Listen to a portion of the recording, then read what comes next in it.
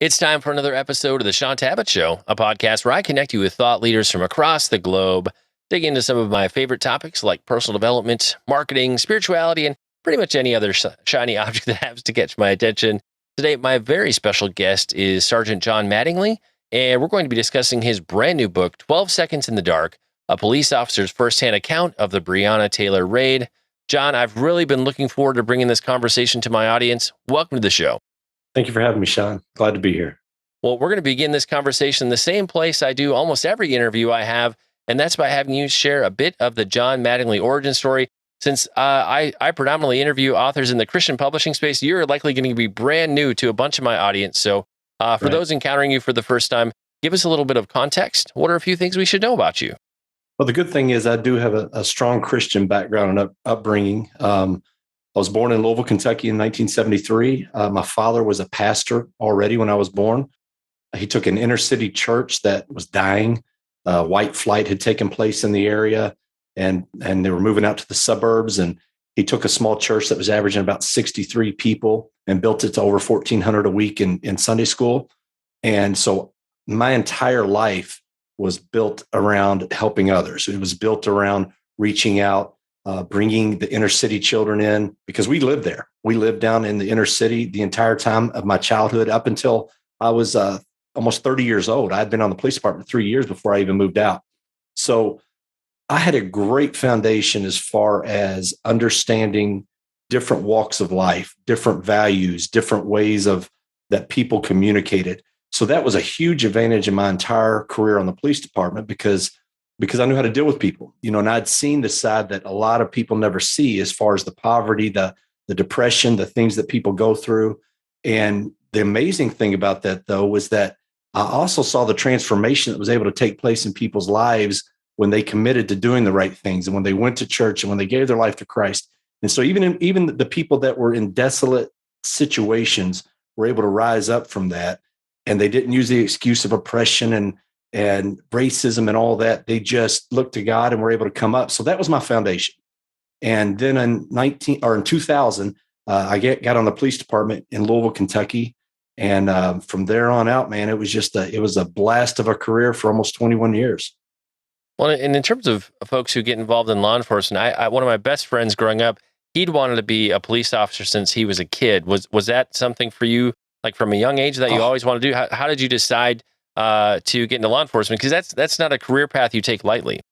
No, there was three things that intrigued me as a kid that I wanted to do. I either wanted to be in the military, be a police officer, or fireman. Those kind of two went together. Or I wanted to be a cowboy in the cowboy and Indian days. And I missed that by about 100 years. So that was kind of out of the question. Plus, where I grew up, there wasn't many. I know Kentucky's known for horses, but Louisville's not. Louisville's an actual city and not, we wear shoes and all that stuff. So we're normal. And that's not dissing the other people in Kentucky. I'm just saying from the stereotype we get when people come to Louisville, they go, oh, I wasn't expecting this out of Kentucky. This is just a normal city, about 1 million people. So I've always wanted to do something in that field. I would see police and be like, wow, every time the lights and sirens would go by, I would just stare and be like, that's what I want to be. So yeah, from early on. Now, early in my adulthood, I had seen my dad do the things he had done. So, and like most boys, you want to follow your dad's footsteps. So I actually worked for the church for a few years and coached basketball in the Christian school and did those things. But I knew that wasn't me. That was his calling, not mine. So I was able to help people in a different direction. And that's the one I took. Well, and I love that you had the context of really growing up and coming up in a rough area. So in terms of what you were going to encounter as you moved into law enforcement, it wasn't like it was some kind of a mystery. So I think that probably was an important kind of testing ground to get you ready for what was to come. But, I think for a lot of folks, if we don't have friends who are in law enforcement, we really don't have a lot of context for understanding what a day in the life is like for folks who are out there on the streets doing police work. So for you, in the context of where you were working, like what was kind of the average day, average week in the life? What were some of the things that you encountered? Because I feel like, we hear stories and we kind of blindly make judgments and assume things. But if you have any family members or friends who are in law enforcement, firsthand, it's a rough world out there. Yeah. And I'll tell you what, Shaun, it's rougher on the family members, your mom and dad, your wife, your kids. your siblings than it actually is on you, because, it's something you're called to do, something you enjoy, something that, we're type A personalities, we're thrill seekers. So we enjoy going out there and feeling that adrenaline and seeing new things. At least most of us. There's a few guys that are on that. You're like, you probably need to choose a different career. And that usually comes out in situations where, the fear kicks in and they fold. But growing up in that environment, learning how to talk to people, all those things just laid a perfect groundwork, because I didn't have the culture shock. But the underbelly of cities that people do not see, if you live in the suburban part of town where there's not a lot of crime, or there might be car break-ins or petty theft, packages taken off porch, life is great. You don't think, why are the police doing that? Why are they stopping those people? Why are they being aggressive? And I wish everybody would take the time out of their schedule for just a couple of times. It would only take a couple of ride-alongs. Go to the roughest part of town, do a ride-along with the police officer, and see what goes on. Because it's like the Wizard of Oz. Even though I grew up in that environment, the further west I went, because in our city, the West End is kind of the more oppressed neighborhood and where your more severe crimes take place generally. And so even when I got on and saw even more things than I thought I already knew, the curtain was revealed and Oz was seen, and you're going, whoa, this is like a third world country once the sun goes down. I mean, it's a totally different environment. And even after 21 years of doing it, there were still new things I would see that would blow my mind and go, man, I thought I'd seen it all. People have a different view and understanding of their own communities. And, it's not to scare anybody, because we want people to live in comfort and fear. And the reason they're able to do that, though, is because police are on the street. And the more that they pull from that, the more they defund that, the more they push away. And when those that don't have the total understanding of how police work happens, and then they attack the police, they're doing themselves a disservice, because eventually that crime is going to affect them or a family member. And nobody's untouchable. And I wish they would, reveal their curtain back on their own eyes and see what goes on in the real world. Well, and again, for those listening and watching, if you have friends who are involved in law enforcement, or I have a number of ministry friends who they're involved in rescuing children out of trafficking all over the world, and just, we're just in a season where, man, the dark things are getting darker. And in terms of what people are, uncovering in terms of domestic disputes and abuse and things that are happening, for people who have been at it for the long term, what we saw 10, 15, 20 years ago is nothing compared to the darkness that we are encountering today. I mean, the world is getting darker, but at the same time, I try to be positive and go, man, that gives an opportunity for the light of Christ to shine that much brighter. But the reality is there are just crazy dark things out there. I have a good friend down in Texas who does a lot of work with rescuing out of trafficking, and just some of the stories he's shared in the last year. They've been at this for 35 years. He's like, man, the stuff that they're seeing now is stuff they would have never imagined, stuff that they didn't even think was possible. And it's just, 10x worse than anything they'd ever encountered before. I'm curious for you, just over your 21-year span of working in law enforcement, did things get darker as your career progressed in terms of what you saw in the streets? Oh, absolutely. There's always been vile people and crime, but it was always a super small segment of the community. We think based on 2 or 3 incidents a year with police maybe doing something they shouldn't do that's captured on video, that all police are bad. But then we have the same effect the other way, where we see the guys looting the stores or doing things, and we think, oh, all those people are bad. Well, that's not the case. The majority of the people in these communities want the police. They thrive for them. But yes, we have seen an uptick in just evilness, man. It's scary. And it's scary for my kids and my grandkids, because like I said, these people grow up with these, in this protective bubble. And aside from what they see online, they don't see it in real life until it affects them. But that's, like you said, it's branching out. It's getting larger. I know Louisville last year had 188 homicides and 800 shootings. And per capita, that's twice the amount. We have about 1 million people in Louisville. So we had per capita twice the amount of the murders that Chicago did. And people don't realize that type thing. And we see the carjackings and the sex trafficking is just unbelievable now. And the problem is, you see all those in authority. I mean, look at the stuff with Epstein. Who were on those lists? We want to know. And these people are pushing this pedophilia stuff, which is just sickening. And the sex trafficking, the child sex trafficking is it's a great interest to me. I've dabbled in a little bit with some friends as far as trying to help people. And I've got a good friend who just started full time doing that. He's left the police department because that was such on his burden, or such on his mind, and the burden on his soul. And so the evilness, I mean, the Bible, my dad growing up always said, God could come any day, be ready every day for Jesus to return. And you think, yeah, but I've read the Bible, or I've heard the lessons, and these things don't look like they're coming to light yet. Well, now it looks like everything's kind of lining up, and you're going, my goodness, if all the things I'm seeing in Revelation are just boom, boom, boom, boom. And so, even so, come Lord Jesus, here we are, we're ready.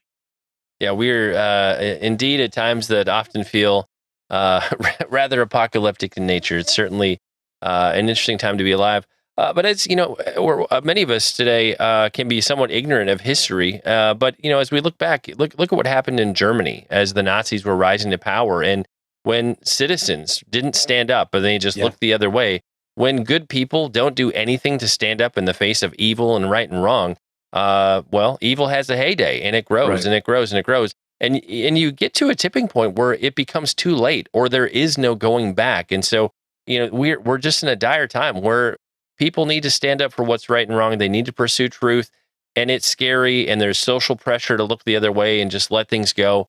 But we're in a season where we need to really be brave and stand up, even if it's going to cost us something. Like even in the church over the past 2 to 3 years, as things were shut down and locked down, I think one of the most positive things that came out is people had to wrestle with, well, what does it mean to be a Christian? What does it mean for me to live out my faith? If I can't go to church and worship on a Sunday right now, well, what is it? What is it making a difference in my neighborhood, in my community? We really had to start wrestling with, does my faith actually make any difference in my life? Or am I just like the person across the street who never goes to church? And so it's a time to ask those really hard questions in all spheres of life, all places that we can have influence. I think the place I'd love to transition into next is just take us to kind of what we might describe as kind of that fateful day. You'd served warrants before. This wasn't new territory for you. In terms of how things started, what were you and your team on the ground to accomplish that evening? So this case involved a unit called place-based investigations. I was not in that unit. I was in narcotics, but we all fell under the criminal interdiction division. And so when they had been working on this case for 2.5 months, 3 months, and it was pushed to them from city leaders, from our mayor's office, pushed down saying, hey, we need this block taken care of. We've got some problems here. What they didn't know was that behind that was an ulterior motive of a gentrification type push out of this community, so they could bring in. They already had the plans drawn up a couple of years ago. They had maps of the houses they needed and the ones they'd already retained. And the way they would do this is they would go in and they would claim these houses as unfit. X amount of crimes were committed here, so we're shutting this thing down and we're going to fine you so much. That they were buying these houses from individuals for $1. The city was. They were going to tear them all down, rebuild this whole new little community area, which I'm all for, revitalizing areas and giving people, things that other people have in other ends of town that can't afford it. But the way you go about it's pretty important, and the morality of it was sketchy. But the police department, or at least those of us involved, had no idea about that. That's all behind the scenes shady stuff. And so this unit reached out about 2 weeks prior to this warrant and said, hey, we've got 5 locations we're hitting, doing search warrants on. We need volunteers. This is a manpower intensive deal. So we volunteered. Myself and one of the guys on my unit volunteered to come in and help that night. When we showed up, this was March 12th. It was a rainy night, full moon. We get there, I go inside and we do our brief, about 50 guys, and SWAT was at their location doing their brief as well, because they were going to hit the houses down in Elliott where Jamarcus Glover lived. So we were going to take Breonna Taylor's apartment. I picked that one because I had been in the inner city doing stuff for 20 years. And I was like, man, I don't feel like going to a trap house. They're always nasty. They're just gross. You have the crowd from the community always comes out and you're dealing with 50 to 100 people yelling at you. At this point, let me take the apartment in another end of town that seems easier. It's always the one that you think, oh, this is going to be the easy one. I'll take it, be done with it. It's easy overtime. I'll do what I'm supposed to do and I'll go home. So after the brief, we come outside. I go to my car and I've got 2 flat tires. I'm like, oh my goodness, somebody come through the parking lot with a knife and poke some of the tires on the cars. So I go back in. I'm struggling to find a vehicle because city funds are just, our vehicles are not very good. So I finally found this vehicle. It's pouring down rain. I'm drenched. I'm moving all my equipment from one car to the other. I jump in my car, get to the second location where my crew's at now. There's 7 guys, and we're kind of a hodgepodge mix of guys from different units within CID. We get there, and by this time now it's March 13th. So now I've got Friday the 13th with the full moon, raining out. My tires are punctured. I'm soaking wet. I pull up. I see the EMS drivers. They're 2 super young guys, probably nice guys, decent at their job, but young and inexperienced. I mean, they look like my kid's age. And I look at them. I'm like, oh my goodness, I hope these guys don't have to save my life. And so then I go and I make sure I know which apartment we're going to. I get a visual on it, get confirmation from the guy who's watching the apartment, come back, tell the guys what's going on. We mount up, we gear up, we head to the apartment as soon as SWAT says, hey, we're moving in on Elliott. When we get there, we dismount the cars, go up to the door, start knocking. Boom, boom, boom, boom. Announce it. Police search warrant. Police search warrant. Knock it again. Announce. About that time, a neighbor upstairs comes out because we're so loud. We're being so noisy. And he's like, what are y'all doing? What's going on? And Brett Hankinson, one of the guys there that night, addresses him, confronts him. He goes, get back in the house, get back in the house. And this happens frequently. You're somewhere and a nosy neighbor comes out and you always command them to go in. Number one, you don't know who they are. You don't know if they're a threat, but primarily, what you're getting ready to do is a potential dangerous situation and you don't want them to get caught up in it. So he finally went back inside. We continued banging on the door and announcing police. At one point, Mike Nobles, who was doing the ram for us, which is the breaching tool to knock the door open, said, wait a minute, I think I hear somebody inside. So I stop what I'm doing and I yell again, police, we got a search warrant. Please come to the door. Police search warrant. Didn't hear anything. They didn't respond. They didn't come to the door. So at that point, I knocked and banged and announced one more time. I looked back at my lieutenant. He was like, go ahead, gave us the nod. So at that point, Mike hits the door. And on the third hit, the door comes open. It opens from right to left. I'm able to see on the right side of the room, the living room. I'm on the outside of the door frame because you never stand in the middle of the door frame in case somebody shoots through the door. Our guys are lined up, some on the left, some on the right, because the area we were in was a very small entrance area that had metal staircases. And so when that door came open and I was able to scan right to left, when I was able to visually see down this hallway, it was a dark hallway about 25, 30 feet away. I could see the ambient light from the television pushing out into the hall. And as I'm going right to left, I see 2 figures that are basically overlapping. This is a very narrow hallway because it had an inset to the room on the right. So the hallway was more narrow than normal.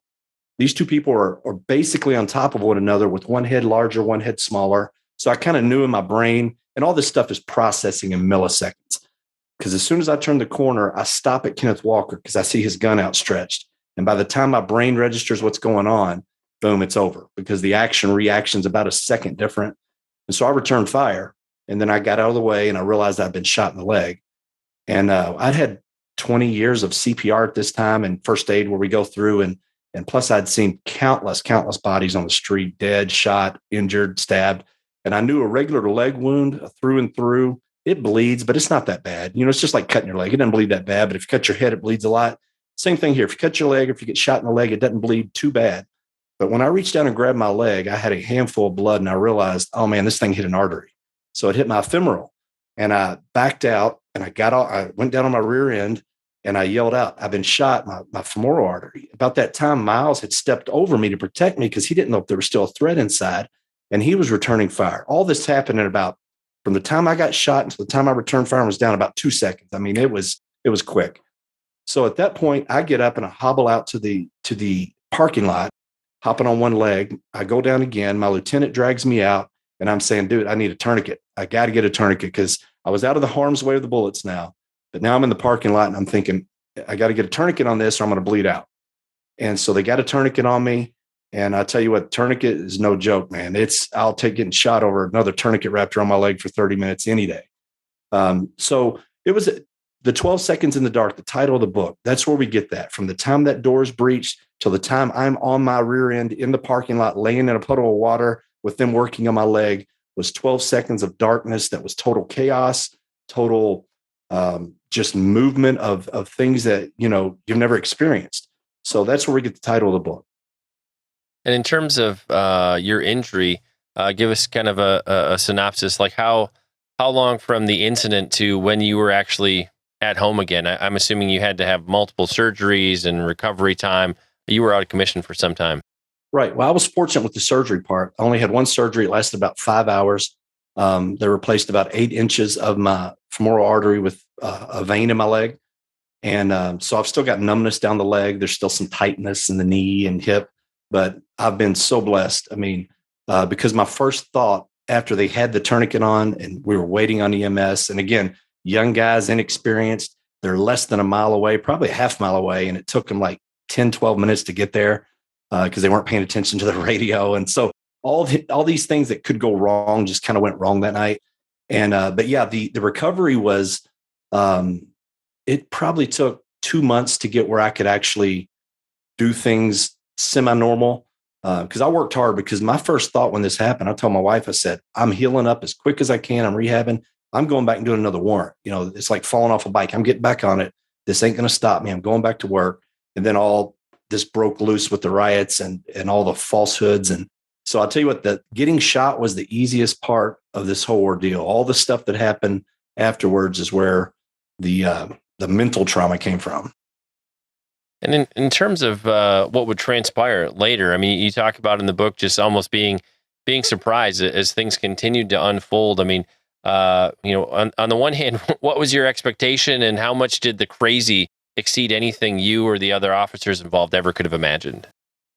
Well, like I tell people, ever since 2015 Ferguson deal with Michael Brown, it used to be when one of your buddies or somebody you knew or somebody on the police department, whether you knew them or not, got into a shooting, word travels quick. And your first question would always be, oh man, was it a good shoot? Because you're like, these things could go either way. Well, now, ever since 2015, the first question out of our mouths is always, were they black or white? Which is stupid. And it should not be that way. But the media has pushed that agenda so hard, and all the lies with how many people think the police shoot that are black unarmed every year. I mean, here we had that questionnaire a few months ago, and people said, oh, it's anywhere from 1,000 to 10,000 a year. No, it's like 12, that are unarmed. And that doesn't mean they're not dangerous or not assaulting the police. It just means they didn't have a gun in their hand at the time. So all these misconceptions, we thought COVID originally had kicked off. So March 13th was the day the government shut down also. So I thought, well, maybe this won't turn into some big fake race issue. Maybe COVID will overtake this and will kind of be pushed to the limelight. And I think that's what our city leaders thought. So instead of addressing the problem and addressing the lies immediately, I think they thought it would go away because of COVID, and it never did. And unfortunately for us, this got spun so out of control. None of us imagined. We thought there might be some pushback and some anger or some whatever, but we never imagined to the level that it got. I mean, it blew up between Ahmaud Arbery and George Floyd and Breonna Taylor. The three combined, with Ben Crump at the helm pushing all this stuff, just imploded. Well, talk to us next a little bit about kind of the damage and fallout from you have celebrities who I think go after sharing some of these things really for attention. I mean, right. Some of them may have genuine motivation, but often it seems like people are just looking for any other thing they can talk about just to stay in front of people. You have news organizations spinning a tale, which is, I feel like it's like everybody says the quiet parts out loud. You're like, okay, can it be any more obvious that you may have a bias in there? And even social media influences. Again, people are pushing stories and sharing quote unquote facts without really having the full details. And the reality is, you're playing with people's lives. There's real fallout. There's real consequences. And, while everybody wants to be a keyboard warrior and change the world these days, you're putting real people in harm's way when you share misinformation like this. I'll tell you what, it was eye-opening to me. While I knew it existed and I'd seen it, until something affects you personally, you don't really, not that you don't care, but you don't put a lot of energy into caring about it because you've got so much stuff going on in your everyday life. But yeah, the virtue signaling was just unbelievable on people. And even after they had the facts, they continued with the false narrative. And I think the most disappointing part about all of it was I knew there would be some false narratives spun by the media because I'm not naive. But at the same time, then where I was naive was thinking, I've got great relationships on this police department. I've got a great reputation. Every unit I've ever led has been successful, not because of me, but because the guys around me. And I didn't think the department would turn their back. I thought our mayor would because he's a super progressive liberal left guy. And he panders to the West End community, to the Black community. That's just his thing. And so I thought, well, even if the mayor's not, once some of these lies are coming out, at least the department will release the truth.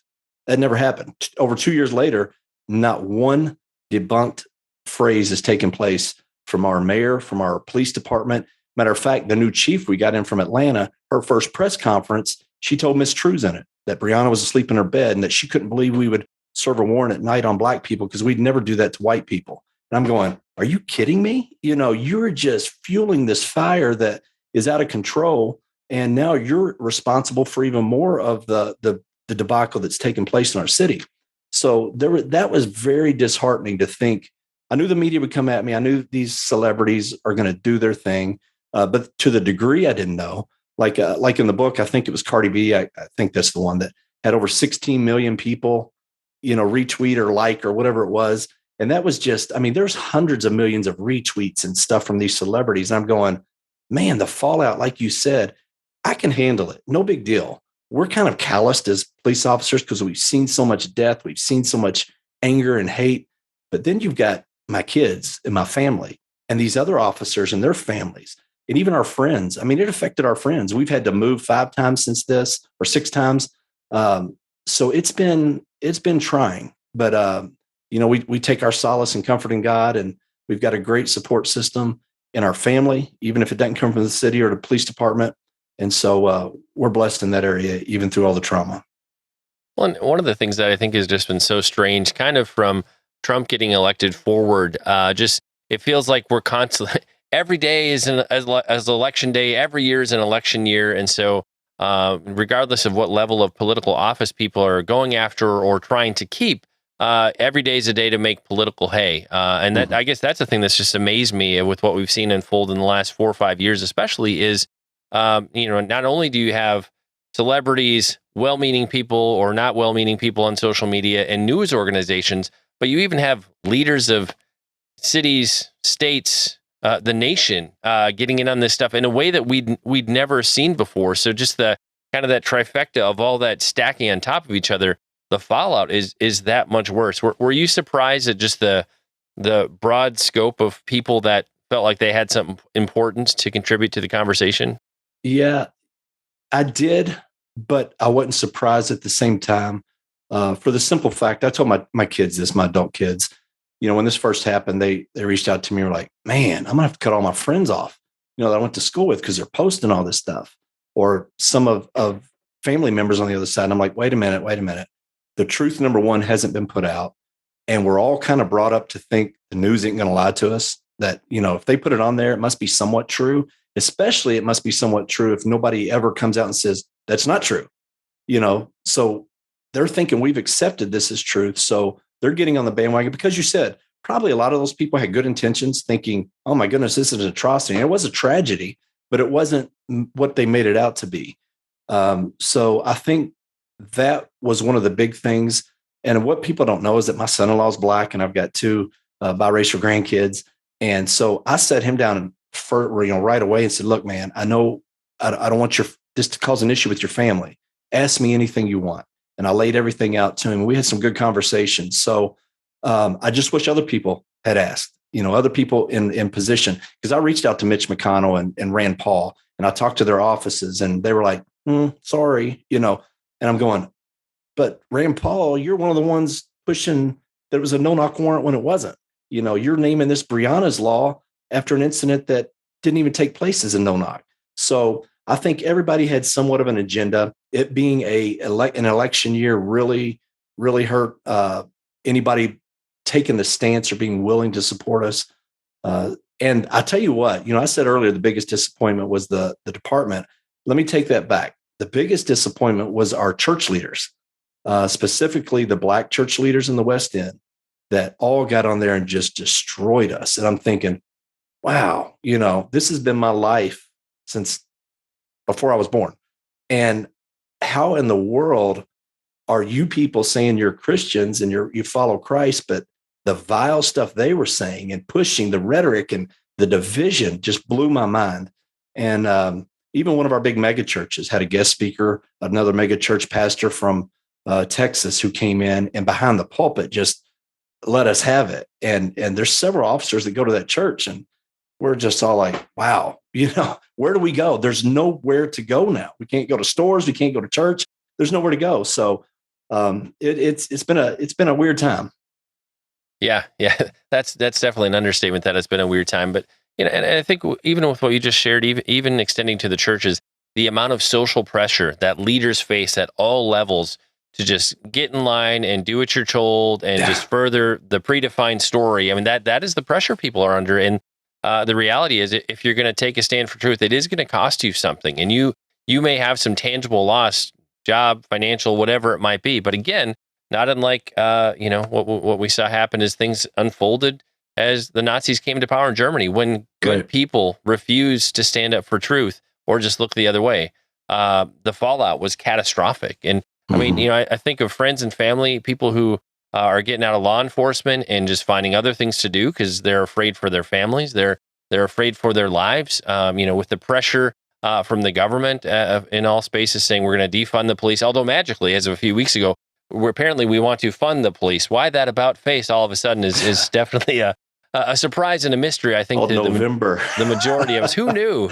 I mean, the hard question I think we're all asking ourselves is, what is the way forward? I mean, we live in such an age of disinformation and confusion. I think the average citizen just doesn't even know who to even believe or trust anymore.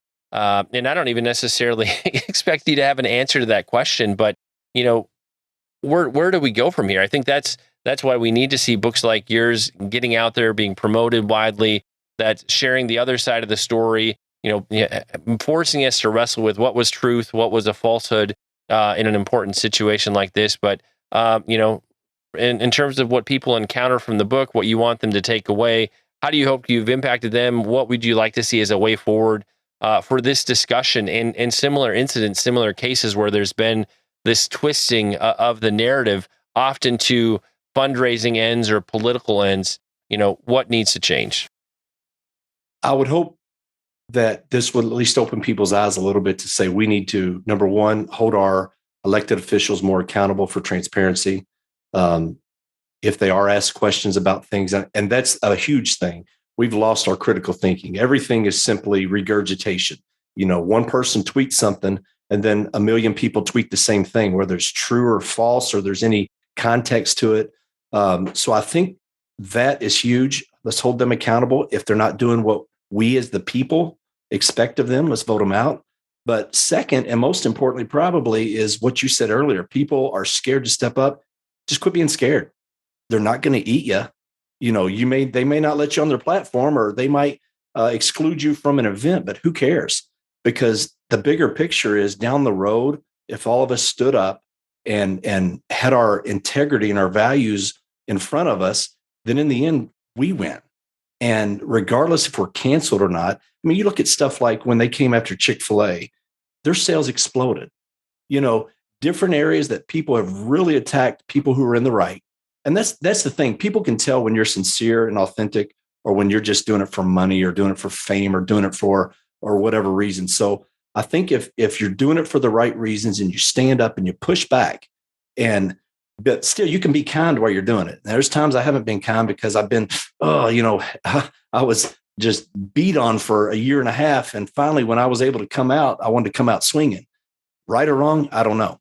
Will I change? I don't know. But I'm saying don't be scared to stand up and fight back, because we've got to have that. We've got to have some courage.